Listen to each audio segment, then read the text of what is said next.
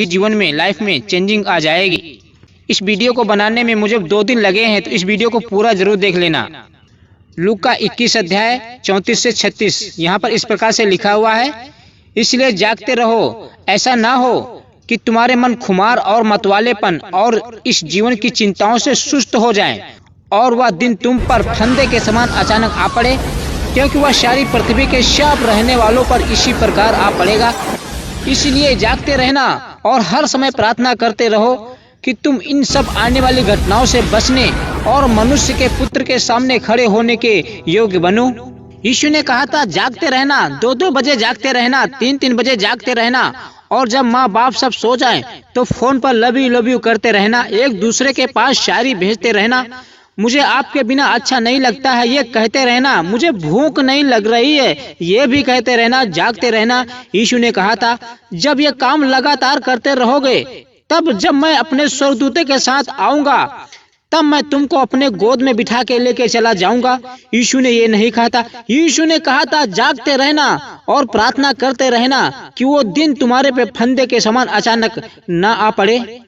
यीशु ने क्या कहा था मुझे नहीं मालूम है। हम आज एक लड़की को पटाने में अपना समय गंवा रहे हैं, लड़की को मनाने में अपना कीमती समय नष्ट कर रहे हैं। कहीं वो मुझसे रूठ ना जाए, कहीं वो मुझसे बोलना ना बंद कर दे, बस एक लड़की मिल जाए, यीशु का वचन भाड़ में जाए। तुम्हारे बिना अच्छा नहीं लगता, ये नहीं अच्छा लगता, वो नहीं अच्छा लगता, खाना अच्छा नहीं लगता, पीना अच्छा नहीं लगता, मर जाऊंगा, जी जाऊंगा, उठ जाऊंगा, चला जाऊंगा। आज यही तो हो रहा है। कुछ मसीही ऐसे हैं मेरे जो धरती के ऊपर बोझ है, कलंक है, यीशु के लिए बोझ है। अगर किसी सामने वाली लड़की का अगर लव लेटर आ जाए तो वो मसीही जो वचन तो पढ़ता ही नहीं है, वो मसीही जिसके लिए परमेश्वर ने लहू बहाया है, वो मसीही उस लड़की को जवाब देने के लिए घंटों लव लेटर लिखने लगता है कि क्या क्या हम उसके लिए लिखे ताकि वो लड़की पट जाए और हम उससे शारीरिक संबंध बना पाए। जब बात आती है यीशु के वचन की, तो वो मसीही यीशु मसीह का एक वचन भी लिखना पसंद नहीं करता है। बस ऐसे ही मुझे श्वेतमेध का स्वर्ग मिल जाए, बस ऐसे ही यीशु मसीह जब आए तो हमें गोदी में बिठा के स्वर्ग लेके चला जाए, ऐसा लोग सोचते हैं। बस हमें फ्री स्वर्ग मिल जाए। यीशु ने कहा था जागते रहना और प्रार्थना करते रहना ताकि वो दिन तुम्हारे पे फंदे के समान अचानक ना पड़े। लेकिन हम तो आज एक लड़की को पटाने में लगे हुए हैं, उसको मनाने में लगे हुए हैं, कहीं वो मुझसे रूठ ना जाए, कहीं वो मुझसे बोलना ना बंद कर दे, यीशु का वचन भाड़ में जाए, बस हमें श्वेतमेध का स्वर्ग का जीवन मिल जाए, हमें कुछ करना ना पड़े। वो मसीही जो रात को लव यू अपनी बॉयफ्रेंड और या गर्लफ्रेंड से करता है, वही मसीही, उस मसीही के लिए परमेश्वर प्रभु यीशु ने अपना लहू बहा दिया। लेकिन उस मसीही को यीशु के लहू की जरा भी कदर नहीं है। बार बार पाप करके वो मसीही यीशु को बार बार क्रूस पर चढ़ा रहा है। मैं कहता हूँ कि ऐसे मसीही धरती के ऊपर बोझ हैं, यीशु के लिए कलंक हैं। जिसको सुनना है वो सुने मेरे संदेश को। मैं किसी बाप से नहीं डरता हूँ, मैं सिर्फ खुदाबंद यीशु मसीह से डरता हूँ, क्योंकि वही मेरा बाप है।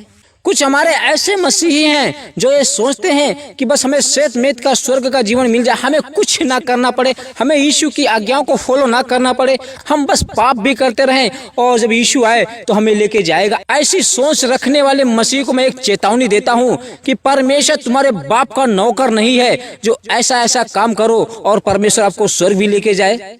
तुम किसी प्रधानमंत्री को हल्के में ले सकते हो, अमेरिका के राष्ट्रपति ओबामा को हल्के में ले सकते हो, यूपी के मुख्यमंत्री को हल्के में ले सकते हो, लेकिन उस सर्वशक्तिमान परमेश्वर को हल्के में लेने की कोशिश मत करना, वरना इसका अंजाम आप बहुत अच्छी तरह से जानते हो। परमेश्वर आपकी जान निकाल लेगा, उस नरक में मरने नहीं देगा।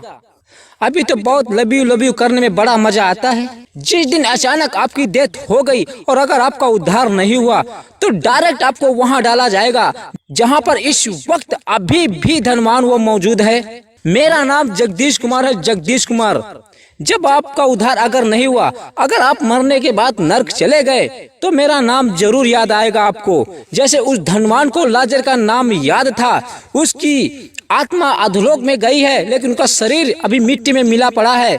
उस आत्मा को भी अभी लाजर का नाम याद आ रहा है, वैसे मेरा भी नाम आपको याद आएगा कि एक ब्रदर था जो चिल्ला चिल्ला के प्रचार किया करता था, लेकिन हमने उसकी नहीं मानी। मेरा ही नहीं बल्कि सारे पास्टरों का आपको नाम याद आएगा। उस समय आपकी सारी हेकड़ी निकल जाएगी। अगर सामने वाली लड़की का अगर लव लेटर आ जाए तो हम घंटों बैठकर उसको पढ़ते हैं कि क्या क्या लिखा है। जब बात आती है परमेश्वर के वचन की तो हम उस वचन को, जो वचन हमें जीवन दे सकता है, जो वचन हमें स्वर्ग दे सकता है, उसको पढ़ना भी पसंद नहीं करते हैं। बस ऐसे ही हमें सेतमेत का जीवन मिल जाए, बस ऐसे ही मैं सेतमेत स्वर्ग चला जाऊं। जो आप पाप कर रहे हो धरती के ऊपर, परमेश्वर उसको गिन गिन के लिस्ट बना के रख रहा है, और जब आप श्वेत सिंहासन के सामने खड़े होगे तो वही लिस्ट खोल के दिखाएगा आपको। और फिर वहाँ पे रोना, दांत पीसना, चिल्लाना, हैया दैया मैया से काम नहीं चलेगा। फिर वहाँ पे काश विकास प्रकाश से काम नहीं चलेगा। फिर आपको उस आग में जलना ही पड़ेगा। आंख खोलकर इस वीडियो को पूरा देख लेना। क्या पता आज ही आपकी डेथ हो जाए, और अगर आपका उद्धार नहीं हुआ तो आपको बहुत बड़ी हानि उठानी पड़ेगी। जो मसीही ऐसी लगातार हरकत करते रहेंगे और कर रहे हैं, लेकिन शायद उस मसीही को यह पता नहीं है कि रैप्चर होने के बाद हम यहाँ पर गलती से रह गए तो परमेश्वर आपको जिंदा इसी पृथ्वी पर जलाएगा। मसीह विरोधी के दिन में जब परमेश्वर इस सूरज की किरणें इतनी हार्ड बना देगा तब आपको जिंदा जलना पड़ेगा। परमेश्वर इस सूरज को, मसीह विरोधी के दिन में इस सूरज को एक आग का गोला बना देगा। उस समय मनुष्य बड़ी तपन से झुलस जाएंगे। तब आपको मालूम पड़ेगा एक लड़की को कैसे पटाया जाता है। इसके लिए हम पढ़ देते हैं बाइबल से। जब परमेश्वर मसीह विरोधी के दिन में जब परमेश्वर अपना चौथा कटोरा इस पृथ्वी पर उंडेलेगा तब क्या होगा। जैसे प्रकाशित वाक्य 16 अध्याय उसका 8 और 9 वचन यहाँ पर इस प्रकार से लिखा हुआ है। चौथे स्वर्गदूत ने अपना कटोरा सूर्य पर उंडेल दिया। मसीह विरोधी के दिन में जब परमेश्वर चौथा कटोरा इस पृथ्वी पर उंडेलेगा तब क्या होगा। मैं इसके लिए पढ़ रहा हूँ, वीडियो को पूरा जरूर देख लेना। चौथे स्वर्गदूत ने अपना कटोरा सूर्य पर उंडेल दिया और उसे मनुष्यों को आग से झुलसा देने का अधिकार दिया गया। 9 आयत में मनुष्य बड़ी तपन से झुलस गए। ओ गॉड। और परमेश्वर के नाम की, जिसे इन विपत्तियों पर अधिकार है, निंदा की, पर उसकी महिमा करने के लिए मन न फिराया। अगर आप कुछ न कुछ पाप करके यहाँ पे रह गए गलती से, अगर आप यीशु के साथ स्वर्ग नहीं गए तो परमेश्वर आपको इसी पृथ्वी पर जिंदा जलाएगा और मरने के बाद भी आपका पीछा नहीं छोड़ेगा। मरने के बाद भी आपको जिंदा ही नरक में डालेगा। इस सूरज की किरणों को, इस सूरज को इतना हार्ड बना देगा कि मनुष्य इस पृथ्वी पर जिंदा जलेंगे, उनकी चमड़ियां जिंदा झुलस जाएंगी। भूख और प्यास से तड़प तड़प कर मरने की लालसा करेंगे, लेकिन उनको मौत नहीं आएगी। इसलिए परमेश्वर के पास आइए, रोते बिलखते पश्चाताप करते हुए, आंसू बहाते हुए यीशु के पास आइए और अपने सारे पापों को बोल दीजिए यीशु के सामने। परमेश्वर आपको माफ कर देगा। जो लोग इस पृथ्वी पर रहेंगे वो लोग सूरज की तपन से जलेंगे। सूरज, आसमान से सूरज इतनी हार्ड किरणें फेंकेगा, इतनी हार्ड गरम गरम किरणें फेंकेगा कि आपको इसी पृथ्वी पर जिंदा जलना पड़ेगा।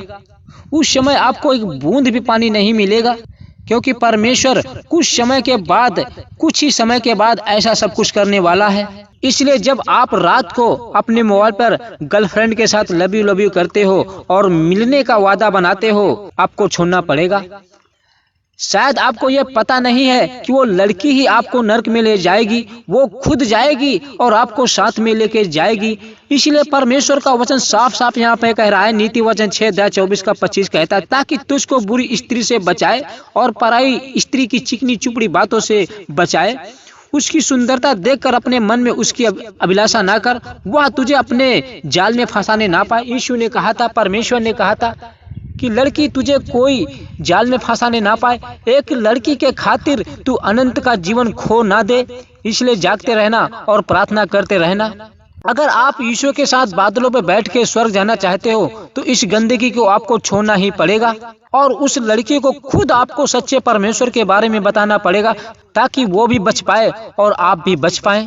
लेकिन नहीं, हम तो थोड़ा सा शारीरिक जीवन लेने के चक्कर में पड़े हुए हैं, वो अनंत जीवन खो रहे हैं जिसकी परमेश्वर देने का वायदा किया है अब्राहम और इसहाक से, याकूब की संतानों से। लेकिन आज कुछ ऐसे मसीह विश्वासी हैं जो कान से अच्छा ही अच्छा सुनना पसंद करते हैं। जब किसी को स्वर्ग और नर्क के बारे में बताया जाता है तो अपने कान बंद कर लेता है और सुनने की हिम्मत नहीं रखता है। लेकिन शायद उस मसीह को यह नहीं पता है कि मरने के बाद या तो स्वर्ग या तो नर्क जाना पड़ेगा, 2 स्थानों पे ही जाना पड़ेगा।